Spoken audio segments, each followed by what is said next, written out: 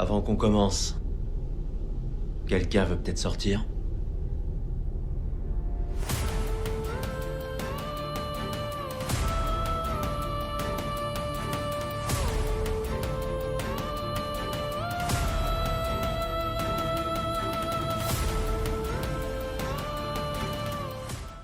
À la fin des années 40, l'âge d'or de la bande dessinée américaine fait rage. Les maisons d'édition veulent produire le nouveau héros emblématique du marché. Côté histoire, en Europe, c'est la guerre, éveillant une grande inquiétude chez les Américains. La plupart des Américains préfèrent l'isolationnisme et refusent d'envoyer la jeunesse se faire tuer de l'autre côté de l'océan.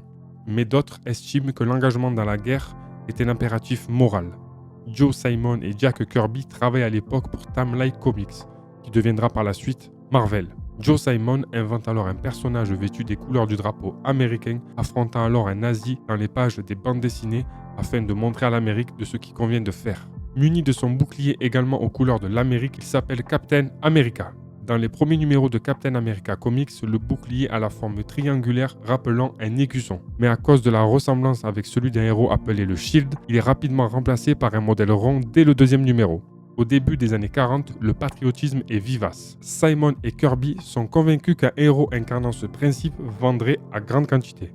Kirby donne alors naissance au héros de Simon. Des dessins avec un trait dynamique qui rend les séquences d'action étourdissantes, des traits de mouvement rendant chaque coup de poing plus dramatique. L'éditeur Martin Goodman est satisfait et donne son feu vert. Steve Rogers est un patriote désireux de s'engager, mais réformé car trop maigre. Cependant, il est sélectionné pour être transformé en super soldat grâce à l'usage d'une formule secrète. Mais l'assassinat du scientifique principal par un agent de l'ennemi et la destruction du sérum empêchent toute reproduction. Captain America est désormais le seul exemplaire. Le secret de Steve Rogers ne dure pas car son identité est découverte par une jeune mascotte de l'armée, James Buchanan Bucky Barnes. Cap décide de lui faire confiance et fait de lui son coéquipier dans la lutte contre le crime.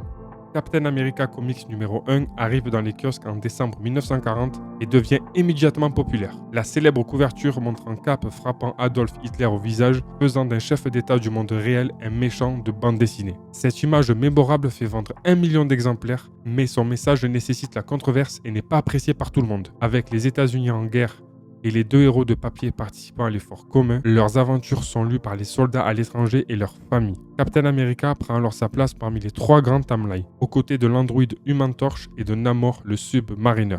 Si le personnage perd en popularité après la guerre, sa résurrection dans les années 60 et son entrée dans les rangs des Vengeurs contribueront à faire de lui une valeur sûre parmi les plus grands héros de Marvel. Je trouve que se servir de faits historiques et créer des personnages permettant à ces derniers de transmettre des messages et d'énoncer des choses, c'est un bon moyen pour communiquer et s'exprimer. Captain America est profondément marqué par les événements de la Seconde Guerre mondiale. Nous assistons à la naissance du plus patriotique des super-héros avec une couverture que personne ne peut oublier. Et voilà les amis, c'est la fin de cette vidéo. Si ça vous a plu, venez bastonner un gros pouce bleu en l'air. Et je vous laisse également le plaisir de vous abonner à ma chaîne YouTube. On se retrouve demain pour un nouvel épisode. On s'attaquera aux 4 fantastiques. C'était Toto Artichaut, heureux de vous avoir diverti. Ciao.